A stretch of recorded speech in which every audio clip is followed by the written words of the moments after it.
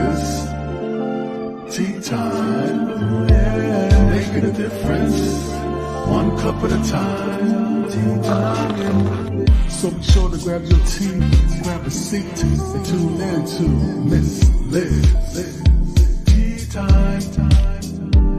Making a difference, one cup at a time. Tea time, yeah.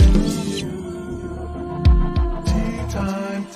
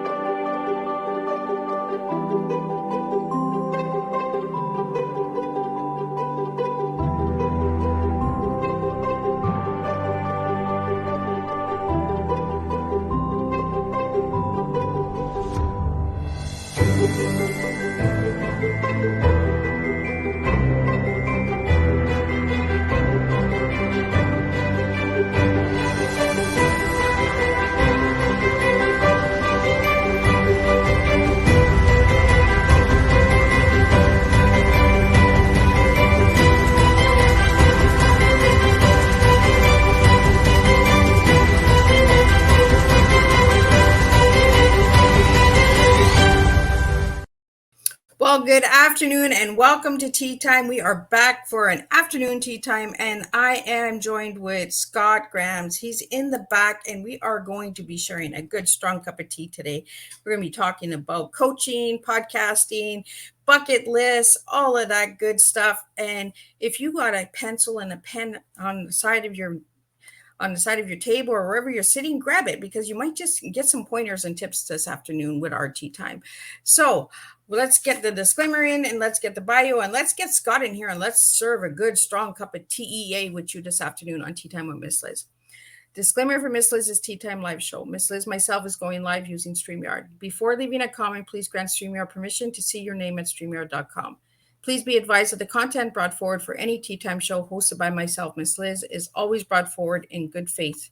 However, it may bring forward dialogue and opinions that are not representative of my platform. The facts and information are perceived to be accurate at the given time of airing. All Tea Time guests and audience participants are responsible for using their good judgment in taking any action that may relate to the discussion.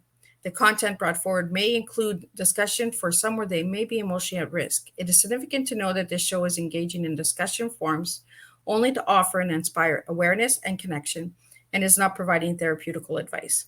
If you have any questions about the disclaimer or the panelist discussion, you may freely contact me, Miss Liz, through my email at bookingmissliz@gmail.com.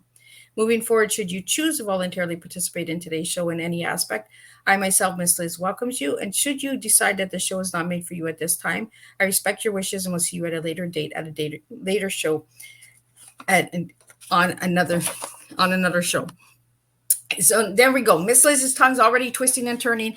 You know what that really means, right? It means that it's time to bring the guest in and get them to talk so I can sip on my tea and sit back and let them do all the work, right? Because that's what we do, is we flow the tea. So I'm going to get Scott in here in just a second. So Scott Grams is an author, a career coach, and a business coach in Boston, Massachusetts. Scott is driven to help clients follow their true azimuth. I think I'm saying it right. He'll tell me when he gets on here. And which is different from the true north. It means coaching clients to identify the true focus of their lives, something that speaks individually to them. It means recognizing the forces that push our lives off course and adjusting to them so you can get where you want to go. It means that when you're 90 years old and you look back at your life, you have a sense of pride, accomplishments, and meaning with no regrets. And that's where the no regrets comes in the video. So let me get Scott in here so Scott can spill some tea with you guys. Hey. Welcome, Scott. Hey, it's good to be here.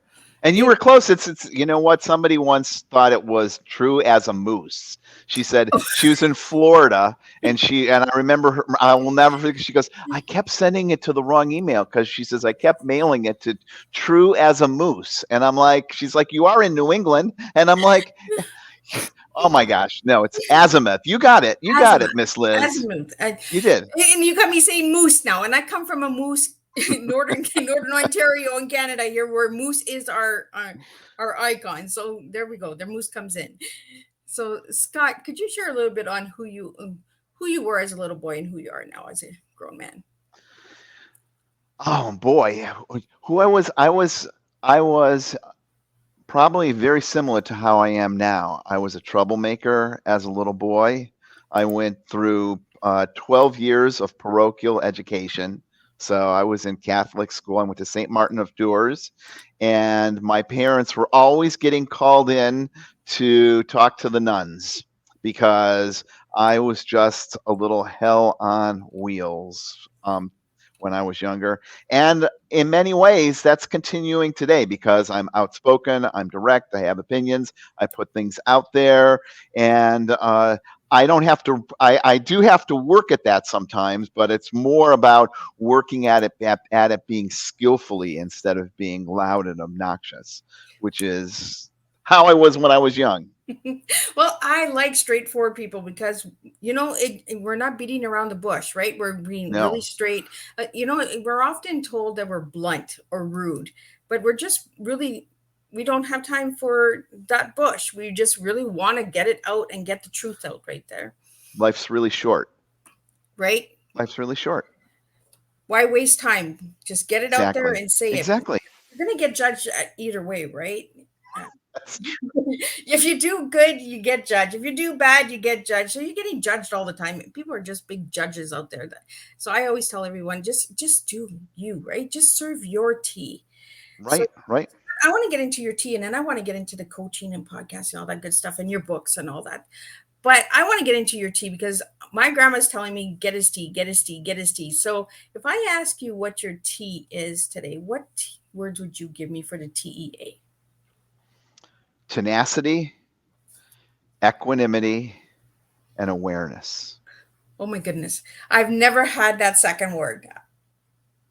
Oh boy, equanimity is a very important word. I didn't even have to think twice when you said come up with an E. Equanimity is so important in our lives today. Oh my goodness. I want to know a little bit more about that word because I've never heard that word before. We live in a world where there's such a focus on happiness. Happy, happy, happy, positive psychology, all these things. And the truth of our existence is that, without sounding too philosophical, the truth of our existence is that there's happiness and there's sadness. There's good times and there's bad times. There's sunny days and there's rainy days. Although, in New England lately, it's been lots of rainy days. But, there's a mix. There's two sides to every coin. And focusing on just being happy all the time or grasping after that is setting us up for such distress and depression because that happiness is going to end. The sunny days are going to end. And if equanimity is about being balanced regardless of what is going on. So where happiness chasing and positive psychology is about, going after the sunny days and trying to avoid the rain, equanimity is about carrying an umbrella. So you can protect yourself when it's raining and you can protect yourself when it's sunny so you don't get sunburned. That I like it. umbrella is this balancing piece. And that really is the key. I hope to cultivate more and more equanimity as time goes on so that I'm not just off the deep end when things are bad or when things are good, because the good things always end. Always, always, always. The carrot cake you're eating is going to end. The chocolate ice cream you're eating is going to end. It's pick a thing. It's all going to end. Right. Yeah. So you gave me the Equanimity. you gave me the word tenacity. Why that word, Scott? Tenacity really focuses on determination, sticking to things. It's kind of another core part of who I am. When I focus on something, I'm very tenacious. I don't have just one goal. I have lots of goals. I'm not just I'm working on my 18th, 19th, and 20th book at the same time here.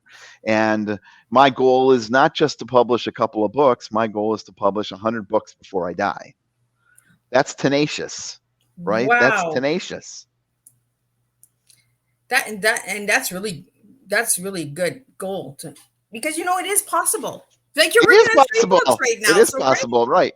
Yeah, it's totally possible. And what was the A word that you gave me? Awareness. Awareness. Why awareness? Awareness, because in order to have equanimity, you have to have awareness about what's going on around you, around with your body, around with your motivation, around all those pieces. You have to have awareness of self, because if we don't have awareness of self, how are we going to know what we want and where we want to go? Right? Everything starts with awareness. When you go to the doctor, what's the first thing the doctor does? They take your blood pressure, they take your weight, they take your temperature, they listen to your heart rate. That is awareness. They want to be aware of these things beyond what you're coming in to talk about, right? We go to have our car looked at. They plug in the little computer thing in the OBD port and see if there's any codes that are going. They want to be aware of all those things going on so that they can say, all right, we got to fix this too, because this is about to go, or that's about to happen. Everything, we have to have an awareness of that stuff, of the baseline, so that we can improve. I love that you say that, improve, because that's a key, right? The awareness is the key of change. It is the awareness of being aware that we need solutions. We need to fix things, and the reason that I get you and the other guests to share their words is because sometimes we hear these words and we're just like, oh, well, it's just awareness. What are we going to talk about awareness? But let's get deeper. Let's get into that cup, right? And my grandma is in the back and she's just like, get his tea, get his tea. A lot of people, my tea comes from my Oma, and my Oma's in the back room with us all the time. And she taps me on the shoulder and says, okay, I want it now. Like, I want to know his tea. And something was just telling me, like, for us to get into our conversation and our tea time this afternoon is to understand the tea that Scott's going to serve. And Scott, you do a lot of coaching for career businesses, personal Mm-hmm. coaching as well. I do. So I think that's where the awareness has to come in. The awareness of Miss Liz has to understand your tea in order to serve your tea today. So now, Scott, I want to get into your books. I want to get into the awareness of the books, because you said you want to write 100 books before you die. Right. So what number are you at right now? I'm working on 18, 19, and 20 right now at the same time. So, and you got what, another 40 years to go? At least, yeah, I hope. At We'll least, see. right? We'll see. We'll see. But I need to get going. I can't be playing around. I have to be tenacious about this and start really writing. Right. I So have to what are have you this. doing? And you doing 3 books a year? Really, I think to get to my goal, I need to be shooting around 4 books a year or 5 books a year. So That's not bad. That that's not and bad. and that's and you can accomplish that. Absolutely. Absolutely. So what?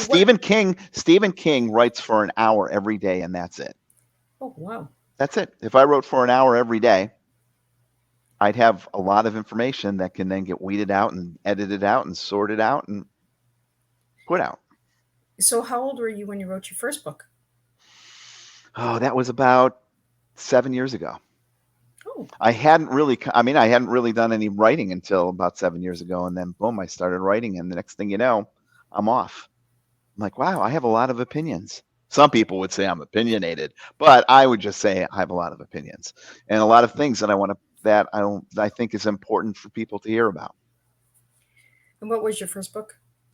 It was How to Choose a Coach, How to Find a Coach, 10 Things You Need to Know About Coaching Before You Choose a Coach. It was a baby book. It was just, 10,000 words. It wasn't really big. And that was the first piece that launched it out. And then after that, every time I come up with a topic, I'm like, oh, I should write a book about this, or, oh, people seem to want to know about that. I'm going to put a book together about that. So it's a wide variety of book topics. So what are the 10 things you need to get a coach? Oh, you have to get the book. The book is actually free. The You book's have the the other book's book. free. The I'll book be is free. easy on you because If you you have go the to other book. gscottgraham.com, which is on this piece, or you just Google my name, you will find that it's I made it free. I was like, oh, I'm just going to make that book free, and people can just get it and go through it and see some of the. Well, one of the things that happens in the coaching field is that anybody could just decide tomorrow to be a coach, and and go through a weekend training and then put their name out on some billboard.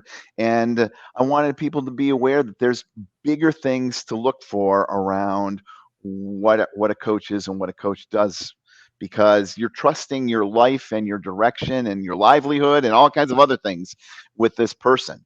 And you want to make sure you got somebody who is trained and understands and skillful and helps you follow your path, and not just rattles off something they got in a weekend course. I'm so glad that you mentioned that because there are so many people that do that, right? They do that weekend coat, and then they put this big program out, and people are investing hundreds of dollars into these programs. Right, right, And right. they had what, 48 hours? If even that, because you're not doing 24-hour, you're doing maybe what, Correct. 6 to 8 hour course. So within 16 hours, you're trusting somebody with your life, you know. So what are Yeah. the tips that people could look out for these, these 48-hour coaches? The easiest thing, this is the easiest thing to ask for, is ask for a copy of the coach's liability insurance, malpractice insurance. The easy that you if you ask for that, if you just say, "Can I get a copy of do you have malpractice insurance? Do you have liability?" And by that I don't mean just general business insurance. Like anybody that starts a business can get business liability insurance. Someone who's got the same type of, like if you go to see a therapist or a doctor, they have malpractice insurance. If you go see a personal trainer, that personal trainer can get malpractice insurance. A massage therapist gets malpractice insurance. So if they massage you the wrong way and something happens and you could sue them, they're gonna have that. If a coach doesn't have that, that tells you that they're probably not qualified, and you can let the insurance companies do the work, because the insurance companies want to make money, Yes. and they're not going to provide malpractice insurance by someone who doesn't know their knee from their elbow. That's the easiest thing to do, is to say, can I have a copy? And if someone's like, oh, well, you know, and then the other piece that I often hold folks to watch out, this coaches are taught to do this all the time. Um, they are taught this sales technique. They call it a discovery call. That's the word that flows around. They're like, let's do a discovery call. And coaches will do this thing called the discovery call. And it's a series of questions. And usually the last question is, what's your credit card number? It's a very kind of focused way to kind of do some coaching, but really kind of manipulate somebody into turning over their turning over their credit card number and signing up. It's almost like a timeshare sales technique, but it's about coaching, right? So they ask you, what do you want out of your life? How are you going to do it? And and it comes down to, and if you question, well, I'm not sure right now, they say, well, how much is your life worth to you? How important is this for you? I mean, it's like this little Oh, kind of like the yeah, mind game, right? yeah, yeah, How yeah. much can I dig into them? Right. And then I can say, well, I can do that for $99 more, or I can do that for $69 more. Oh, you need this program now, and you need that program. Right, And by the right. end of it, you're like paying $1,000 for something that somebody took for what, less than 48 hours? Yeah, so just be careful of those things, people. Malpractice insurance, and watch out for those discovery calls. Yeah. I'm big on getting the truth out there. And that's why, Scott, I reached out to you because I did see you on the Mental Health Warriors, and I want to thank Adam Duvall for that That was a connected us. great. I really like that show. That was a great show to be on. And I really want to get that information out there because there are so many people that are these 48-hour success stories, like, oh, believe in my program, do this, do that. It's just like a lot of people are, oh, I've been podcasting for 1 year. but you can invest in me for $1,000 and I'll show you the ropes on how to do it.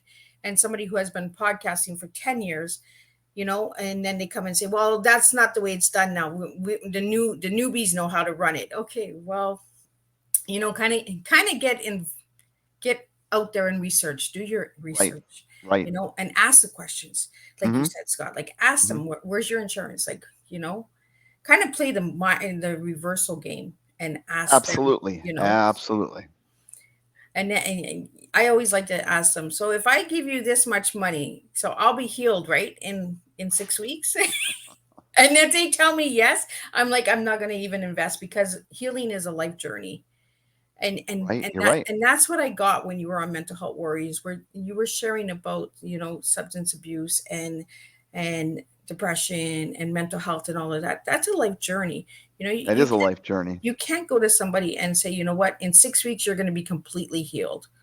You don't know if No. there's going to be relapses. You don't know if there's going to be triggers or traumas or anything that Right. come up, right? You're absolutely right.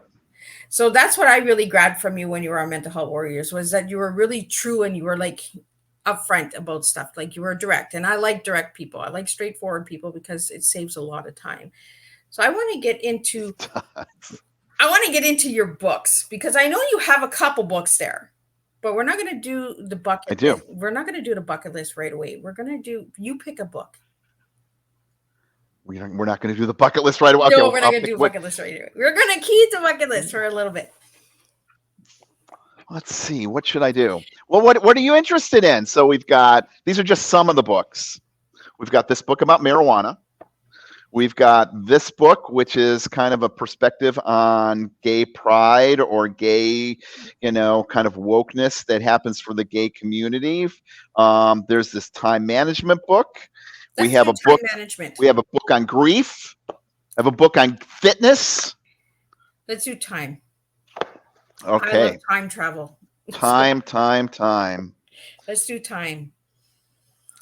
All right. Where would you like to go with this? This is make time your superhero power.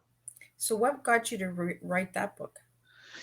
One of the pieces that was what really stands out to me was that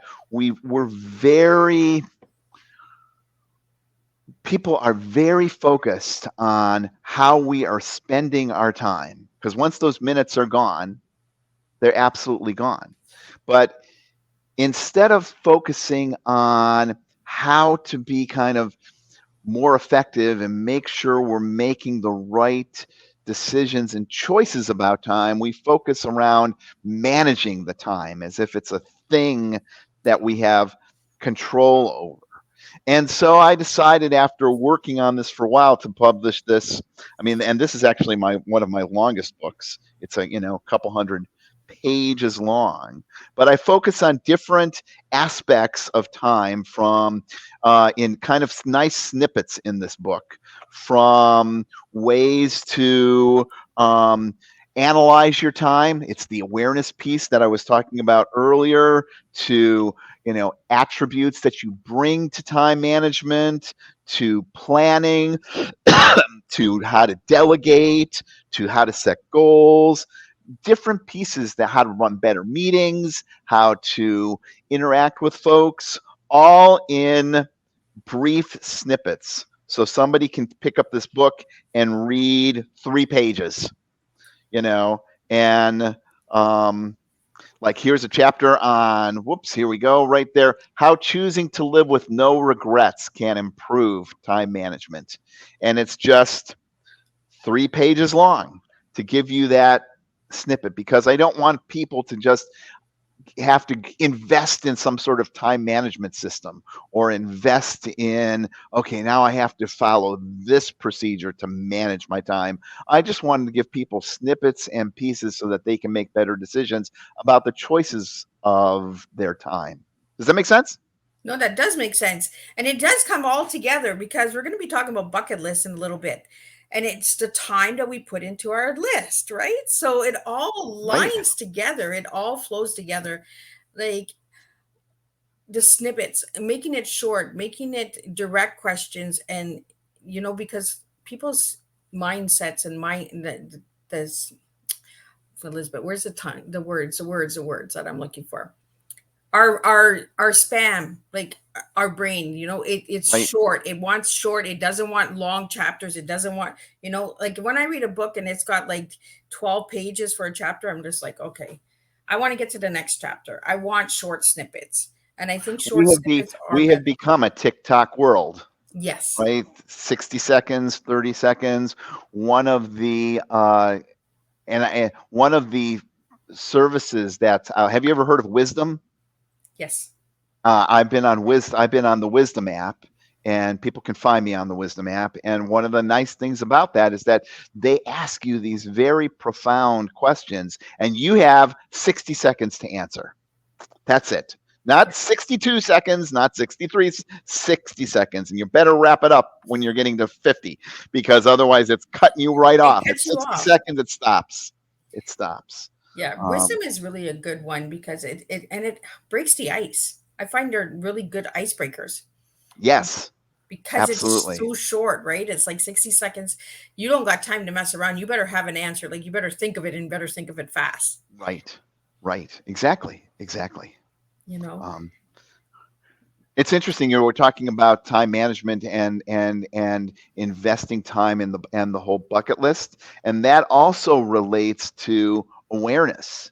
How that bucket list came out, or that bucket list activity. It really came about because I was working with coaching clients who had no idea about the vision that they had for their lives.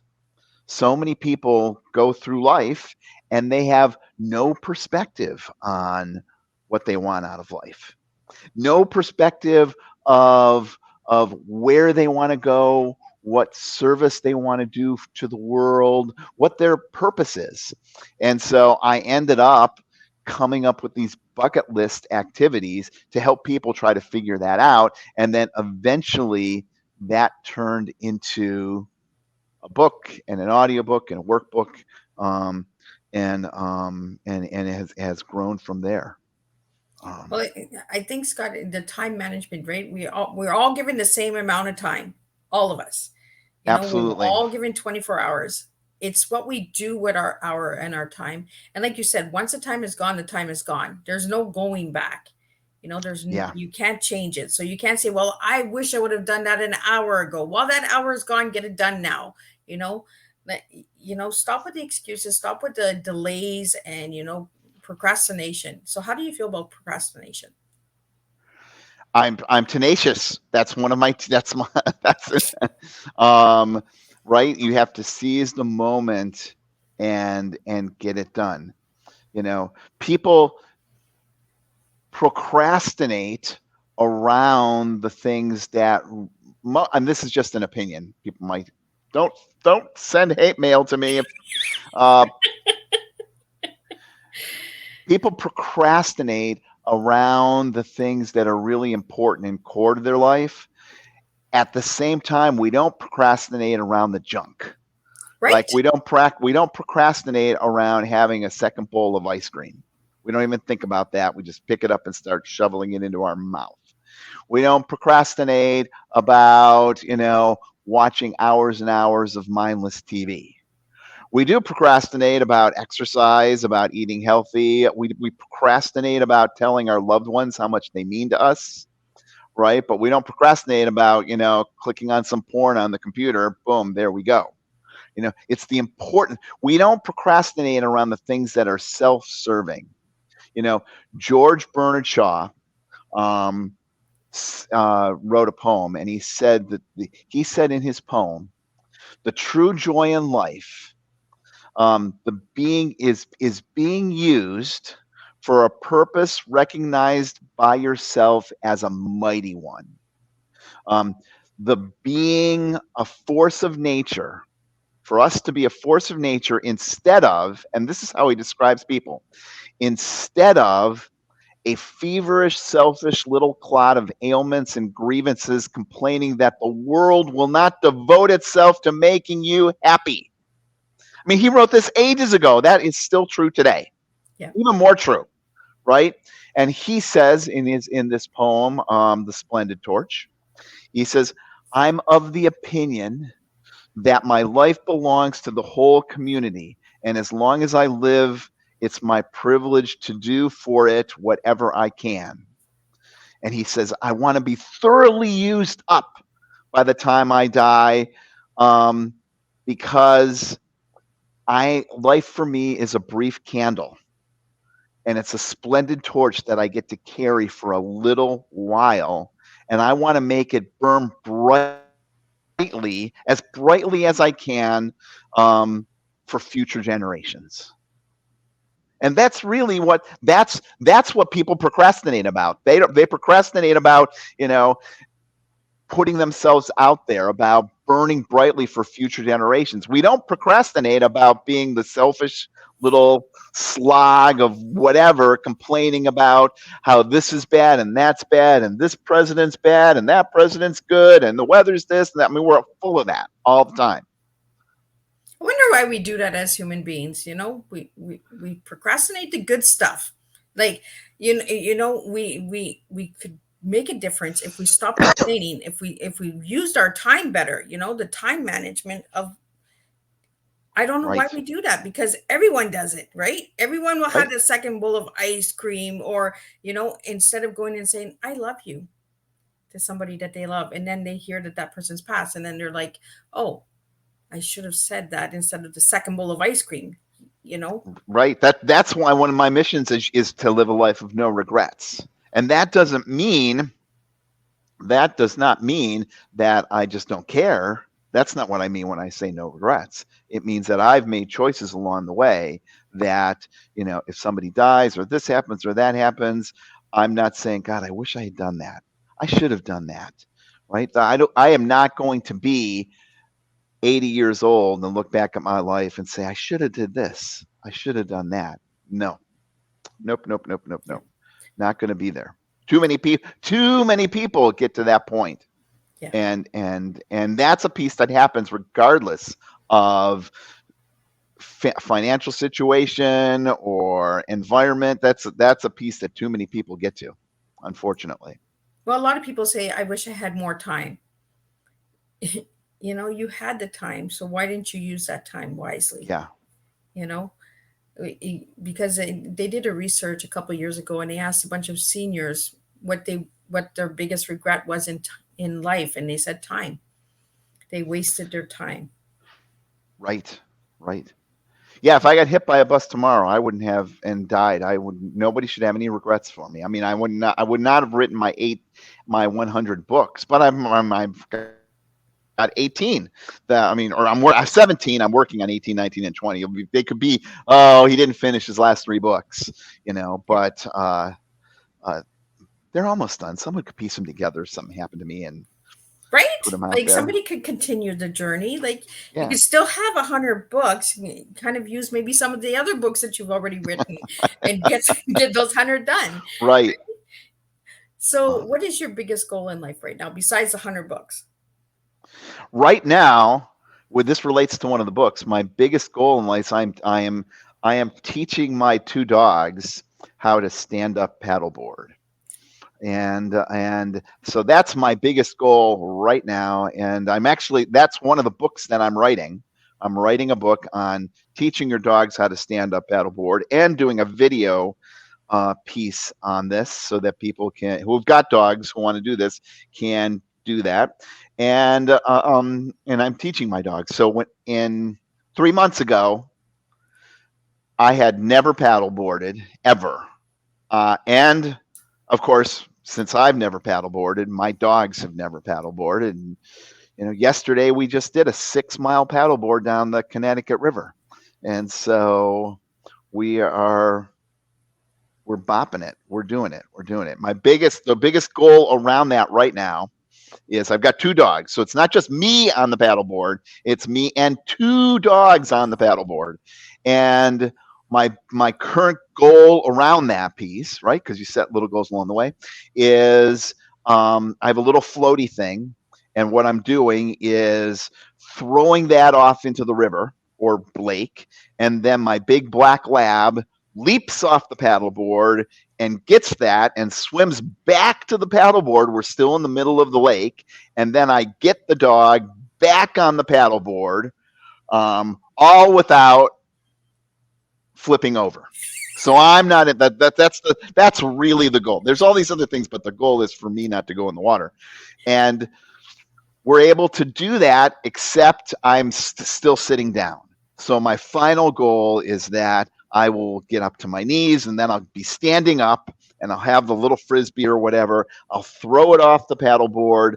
The dog will leap off the paddleboard while I'm standing up, and then swim back, and I'll get the dog back on the paddleboard, and I won't go in the drink. Oh my goodness. So what made you come up with that?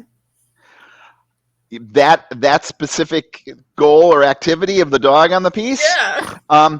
As well as I was writing the book, that's a piece that I'm going to include in the book and the video as a piece that people who want to paddleboard with their dogs, that's something they should be able to do. Because if you can't do that, then your dog's nervous about the water. You don't know how to get your dog back on the paddleboard if you fall off in the middle of the lake, which would be a horrible thing to happen, right? You're in the water, the dog's in the water, and you can't get back on the paddleboard, and you're a half a mile from the shore. What do you do?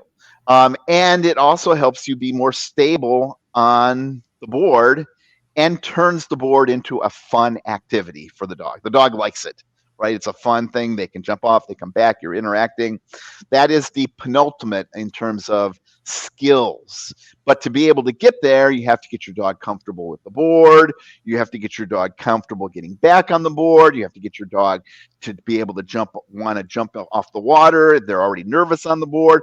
All of those skills are skills you should have and your dog should have if you're out paddleboarding and you don't want to drown. Right. And you want to be safe and you want to have fun and so before you find yourself in that situation where you're both in the water and then you're trying to figure out what do you do, this is a fun way to engage with each other and engage with the paddleboard and the water and build some skills. Well, it's all about balance of life too, right? Yeah, absolutely. We go right back to the balance again. Like you have to have that balance and that fear. Like you said, if you fall in the water, what do you do, right? Right. Yeah. So I was out yesterday. I was out and there were some boats going by, and we, hit some waves. And right when we hit one of the waves, my big black lab, who was facing one direction, decided she wanted to turn. Right. So that shifts the whole weight of the board. Right. And I almost went in, but I didn't go in. But because we have been practicing these other activities, so I'm able to modify my weight based on what's happening because I'm doing these other activities. I think that's pretty cool. Yeah. You got to take some video of this too. I am definitely putting together a video piece, especially the piece on how to get the dog on the board in the middle of the lake. Yeah, that's really critical. You should not be out on a lake with your dog if you don't know how to get your dog back on the board if they fall in. And that's a piece to practice when you're on dry land and practice a little bit in the water and work your way out so that you have that skill set. I think it's pretty cool. Yeah. And I love that people have all different goals, right? Like I wasn't expecting a paddle boat and dogs when I asked you what your goal was. I was expecting, travel somewhere, what everyone gives us, right? We want to travel, we want to try new food, we want to buy start a new business. And here you give me paddle boat and dogs. I love it.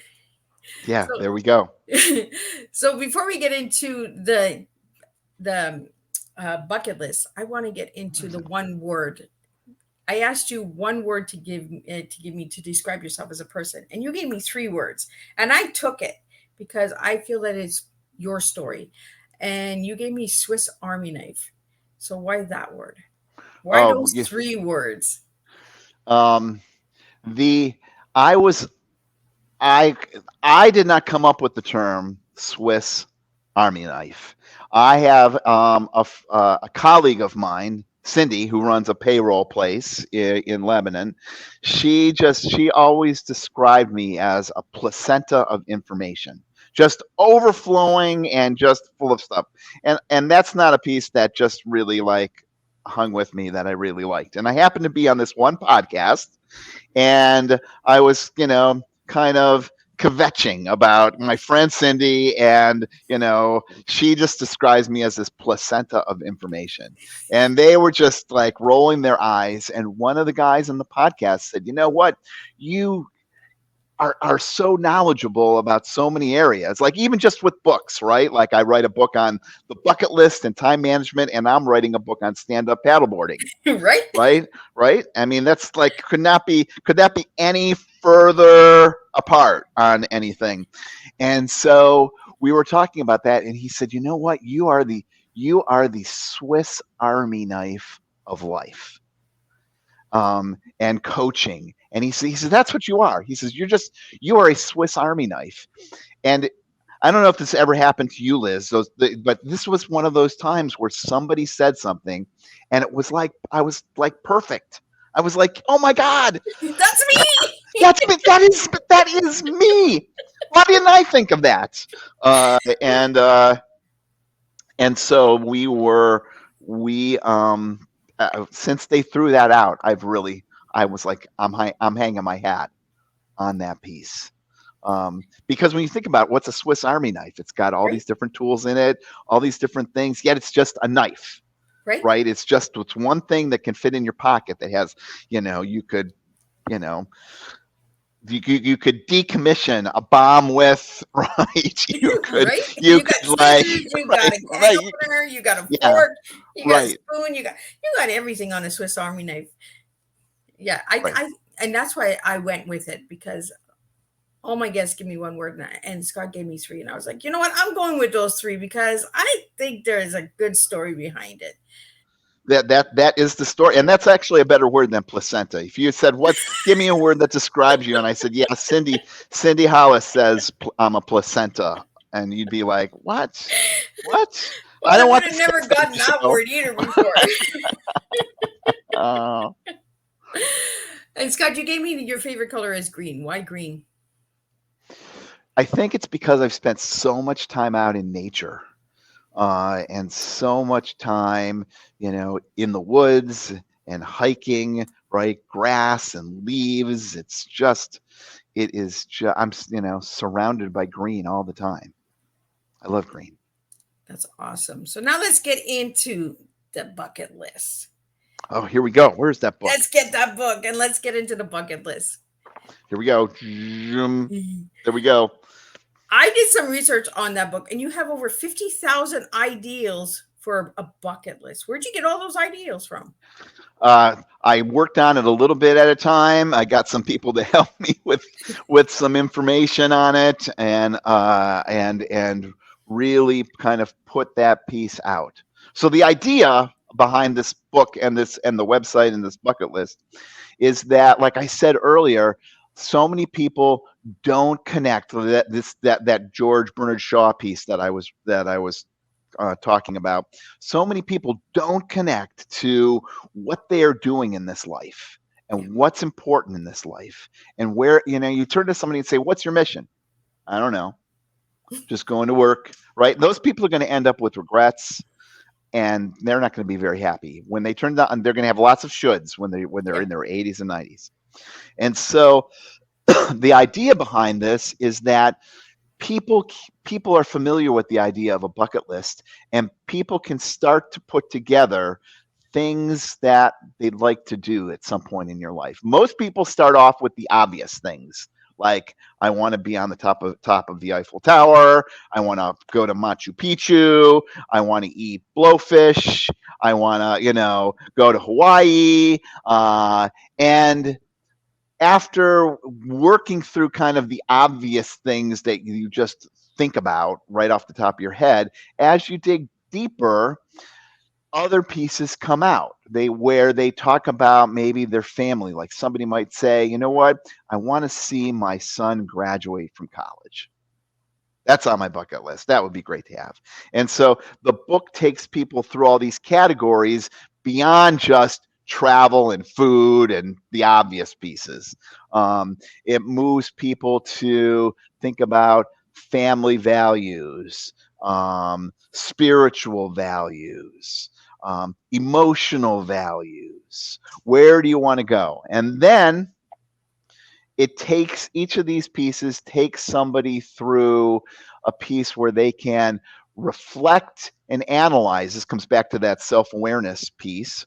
What's there, and then figure out what they need to necessarily put in their life, figure out all what the values are that reflect this. Like if somebody says, you know what, my most important priorities, yeah, I'd like to go to Machu Picchu, and yeah, I'd like to go to all 50 states, and I'd like to go all the national parks, but I really want to see my kids graduate from college.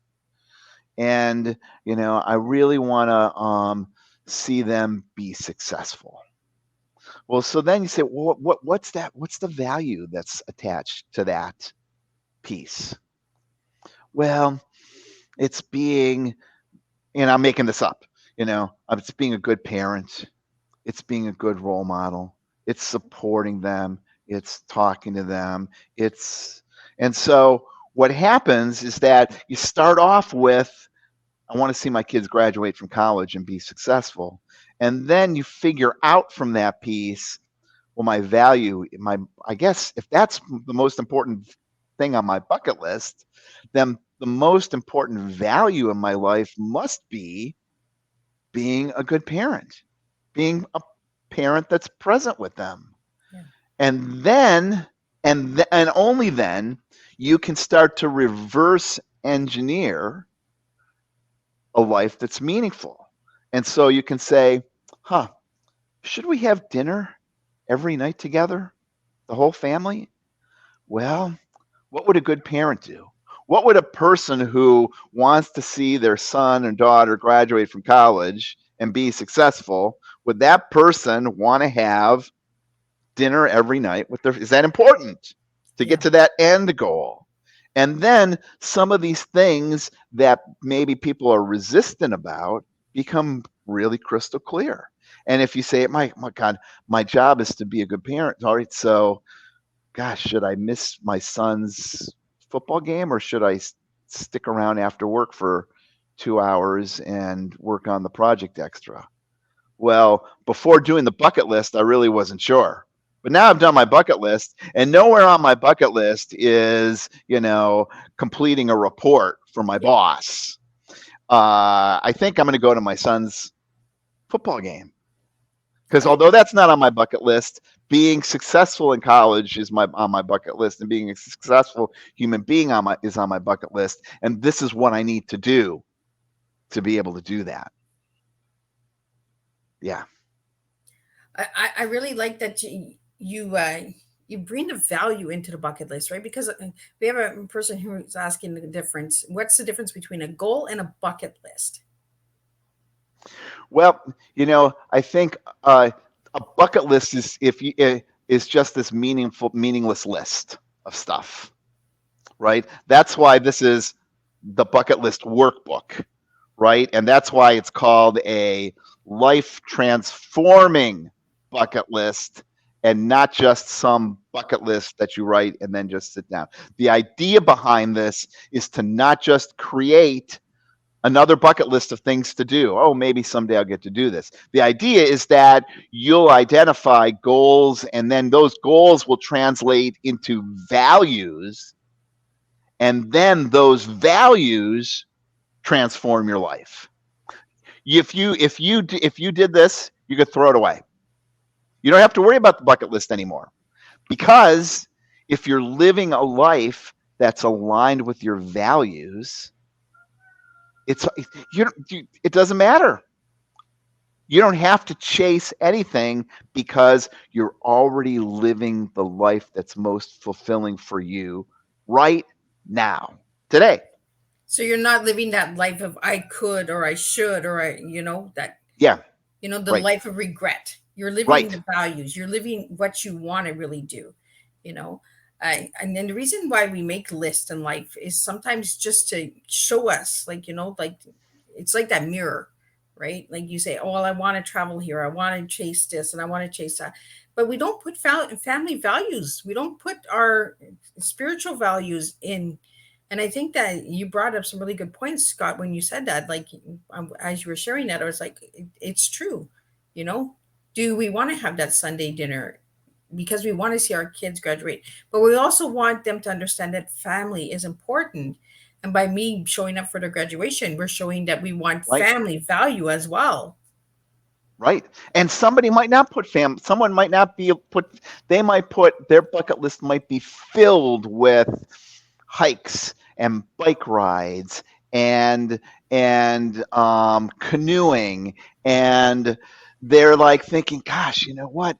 I yeah, what my number one value is being outside and being outdoors, and they're working behind a desk 50 hours a week Right. and never going on vacation or going anywhere. Well, they got to they should be out paddleboarding with their dogs, Right. Check out for because that book because that book's going to come out this year.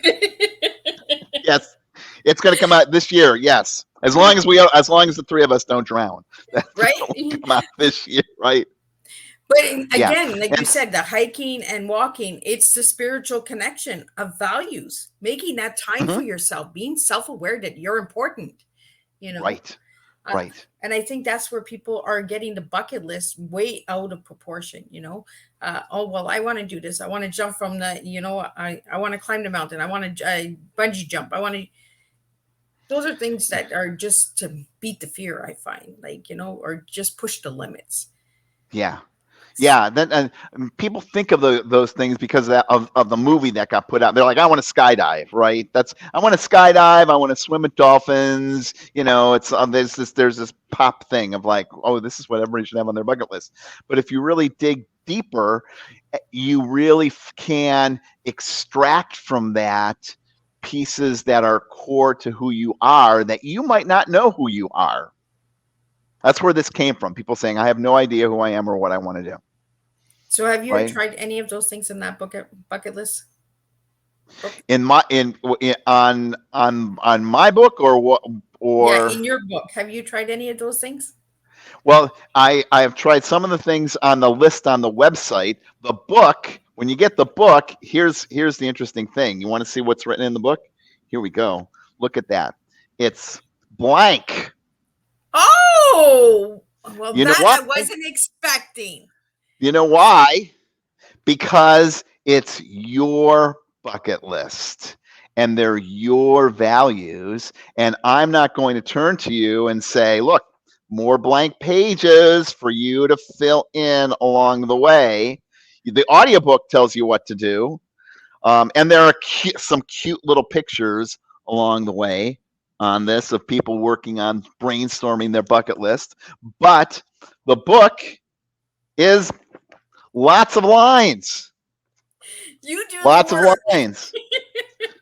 I love it. It's I it's was it's not it's expecting that, Scott. it's not something you get and start to check off. It's something you create. Because Liz, your bucket list is going to be different than my bucket list. Yeah. I mean, some of the things will start off in common, right? Yeah.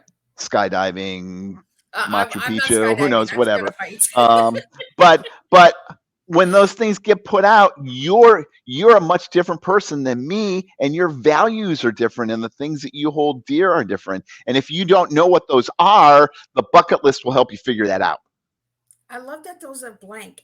You really got me with that book. I thought like you were gonna show like a list of that 50,000 that is written on, but on the website, do we find the 50,000 There's or? a lot on the website. There's because other people who have read the book have gone on the website and added some of their things on the Oh, on. You can add, or people will email me. Here's some things that I've added on my bucket list. Can you put it on the website? And I'm like, oh, I guess I'll create a little category and add that piece in, because people, we're still in this kind of, we live in this world that is, we're told, which is a fallacy. Once I have the 2 cars and the really nice house in suburbia, and then the house on the lake, and the really nice vacation home in Florida, and I've been to Disney, and I've done this, then everything will be great. And it becomes this list of things. But people tend to not live their lives by their values. They tend to live their life by the list of things they're chasing, which is related to that George Bernard Shaw piece of like being these, like, people that are like sucking things up for their own good and wants. And so this starts off to trick you in the end, that, okay, you're going to figure out your list, but then you end up at the very end, after many blank pages, figuring out your value, to yourself, your family, your church, your friends, your community.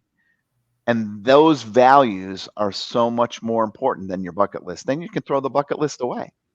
You don't need it anymore. I really like that you have those blank pages, because that's like a real awakening, right? Because we automatically think this book says bucket list. So you think there's a list in there, and then you open it and you got these blank pages. So it's really an eye awakening moment, and says, oh, I have to do the work. I have to figure out what my list is. And I really like that thing. I like that. That is different. You really got me with those blank sheets. Like, you just never know what you get, right? With blank sheets. With the Swiss Army knife, got you with the blank sheets. There we go. It's like the Swiss Army knife, right? Ta-da! We are. So, Scott, any final words you'd like to share with the audience today about what you do and how they can reach out to you? The easiest, you can Google G. Scott Graham. Boom, I'll show up with books and this, and you can go easily to gscottgraham.com. You can see other podcasts there. You can see other books I'm working on. You can see videos of pieces. I'm on Facebook, and I post videos of me paddleboarding with the dogs a lot. You can check out those pieces. I think it's really cool. I had a blast with you today on Teatime. This is great. This is great. You just never know where the tea takes us, right? Everyone's like, Miss Liz, you're going to be like asking lots of questions. And I have questions, and I didn't even get into the questions because I was really enjoying the conversation. And I think that's what we need to do, right? Is value the conversation with our guest. And that. So I really want to thank you for that, Scott. And if anybody would like to reach out to you besides the website and to have you on their podcast, do they go to the website to register, or? They can go to the website, send me a message. My phone number's on there. My email's up there. It's all transparent. That every single telemarketer on the planet also has and calls me. So yes, just reach out to me. I'm happy to talk about any of these topics. As you hear, there's a whole wide range of things, from grief and loss to marijuana legalization to this bucket list workbook to paddleboarding. And one of the other books that I'm working on is taking the 8 precepts that people in the Buddhist tradition use when they go on longer meditation course, and transforming and integrating those into your life. See, another huge way, not related to anything, but yeah, I'm all over the place. We'll have to have you back on to talk about that. Yes, that'd be great. And again, I want to thank Mental Health Warriors for giving me Scott's contact information. Again, thank you, Adam, for that. And I want to thank everybody for tuning in today on Teatime. If you're watching a replay, please push #replay and let me know where you're tuning in from, because I always like to hear from that. And I'll send Scott the questions that were sent to me through email so he can answer those, and I'll put the answers up on during the stream and that as well. So again, I want to thank everybody, and I will see everybody tonight at 7 p.m. where I bring in Michael Clark. He is a horror author, so he'll be sharing about his horror books. That's right. We're going from, this morning we went from romantic comedy, today we went to bucket list, and tonight we're going to horror stories, because that's just how I roll. I just do a lot of different things on Teatime. And again, if you'd like to know more about Teatime and Miss Liz or any of the guests, you can watch the replays all on my YouTube channel. Give that a quick subscribe, ring that bell, and you'll be notified when there's a new Teatime going up. and check out the website, www.misslizsteatimes.com. Check out the merchandise. Grab yourself a t-shirt, grab yourself a pencil case. There's a lot of cool stuff from Miss Liz as well. And I'll see everybody at 7 p.m. Eastern Standard Time with the last tea time of this week for tea.